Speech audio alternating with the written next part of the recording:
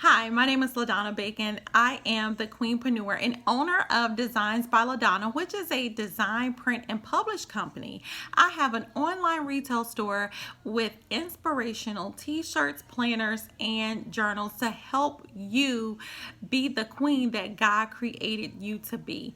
And in addition to my online retail store, I also help female professionals like yourself grow their product line and their bottom line through a position of passion. And I do that through the same avenues that I built my business with inspirational planners, journals, and t-shirts. So here we are today, right? I just want to first of all thank you for subscribing to our email list. Thank you for downloading the 5 things you need to know before you create your planner or journal. Today, I want to talk to you about 7 mistakes I made when I created my first planner. So, just to give you a little background, in 2017, I launched a financial planner called Mind Over Money.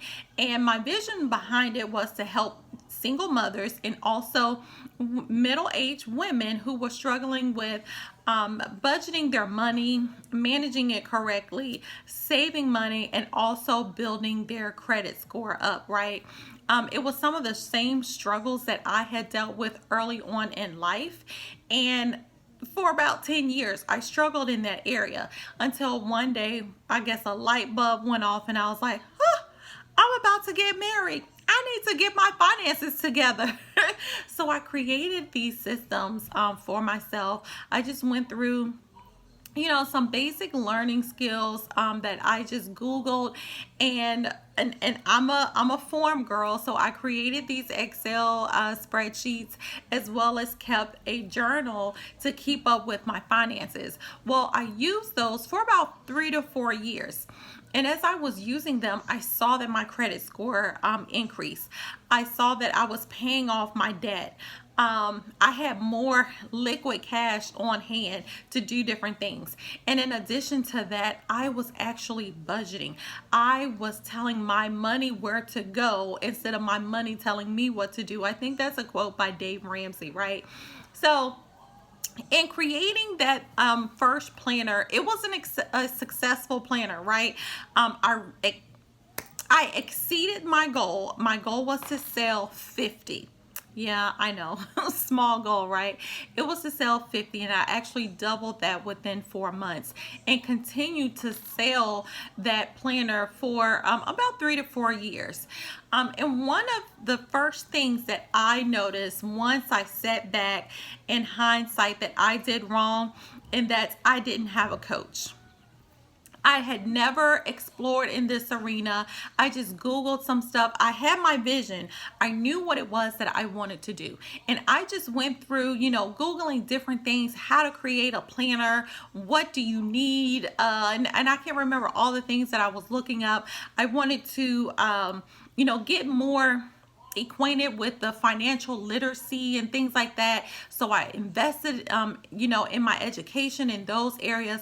But I really didn't have a coach who had went through the process before and could tell me some struggles and also some strengths so I can avoid some things. So that was mistake number one. Mistake number two.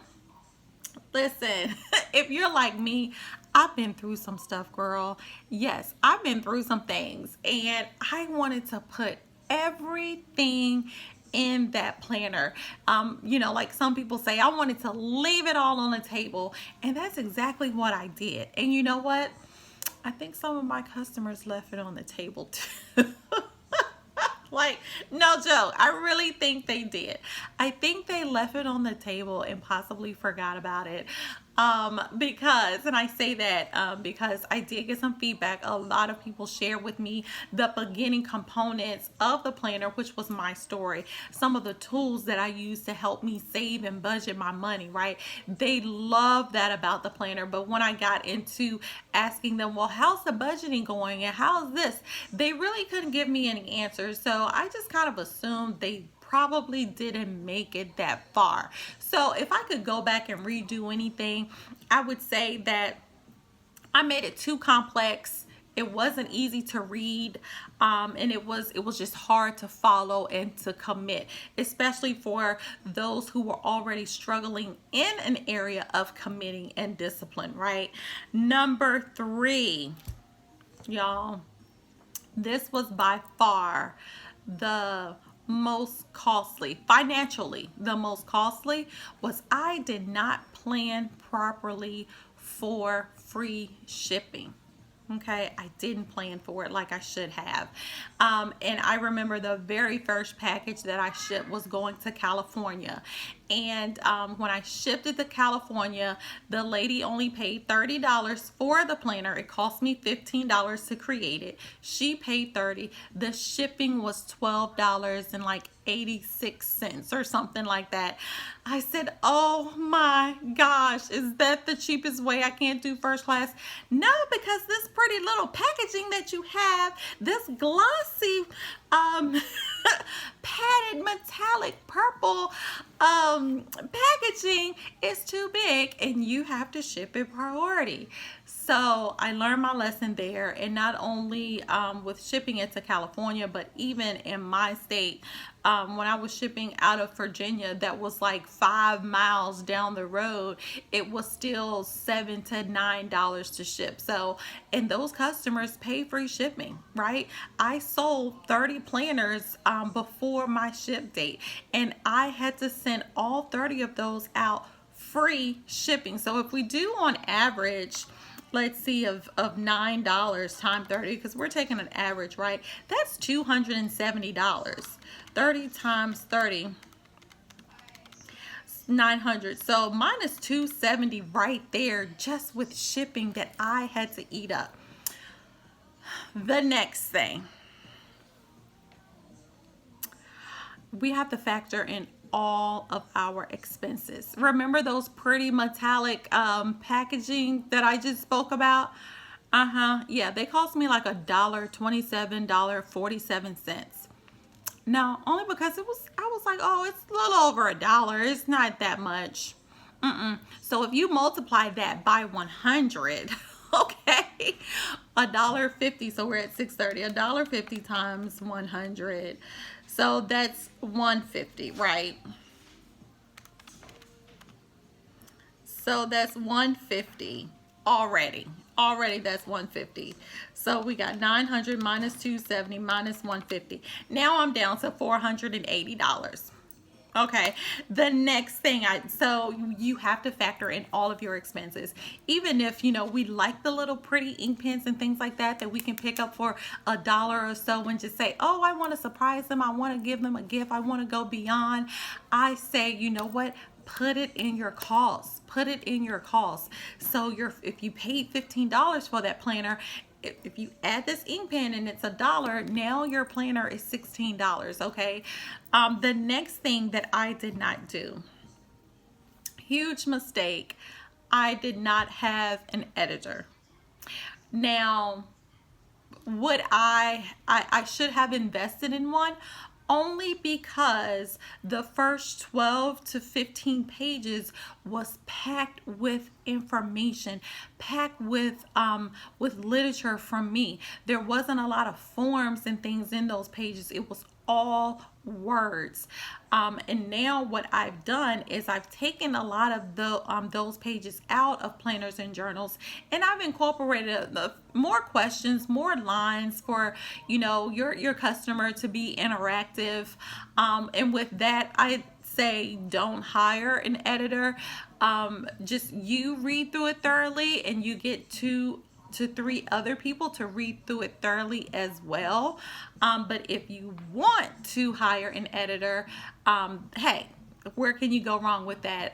Except you have to factor in that price when you want to build this business. So because I had so much literature in the beginning, I should have hired an editor.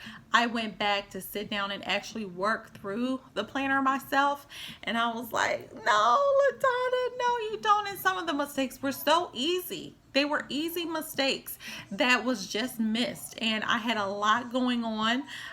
Some personal stuff came up while I was in the midst of launching, and I was in between two states, North Carolina and Virginia, and focusing on it was a very pivotal time in my life.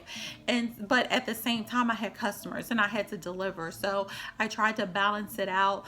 But if I could go back, I would say that an editor for that project would have been key for me. The next thing, again, another financial mistake: too much color. Too much color. Let me tell you, when I printed that bad boy out, it was so pretty. My favorite color is purple. I incorporated a little bit of mint, and it was like the perfect combination. I was like, oh my gosh, I just love it. And it had dots on the front and everything. I loved it. But let me tell you, I was ordering so much toner that it was ridiculous. Okay, so yeah, I could have scanned back on the color, and every single page did not have to have color. Lines had color, like a color. It was like color overload, right? The next and final thing, I used an older and slower printer, because what I teach my customers is how to grow your planner and journal business in-house. So I had an older printer because I'm all about use what you got, right? Use what you got. So I had an older printer, about 7 or 8 years old, that was really, really good. In fact, I'm still using it today. But it literally took a good 7 to 10 minutes to print every planner. Okay, it did. And then you take in consideration the amount of time I had to construct it and all of that. It was a lot. It was very slow. So I probably should have made a better investment up front with my printer before I took on this project. So those are the 7 mistakes that I made in my business, and I wanted to share those with you so you don't make those same mistakes, right? So let me go back and summarize. Mistake number 1 was no coach.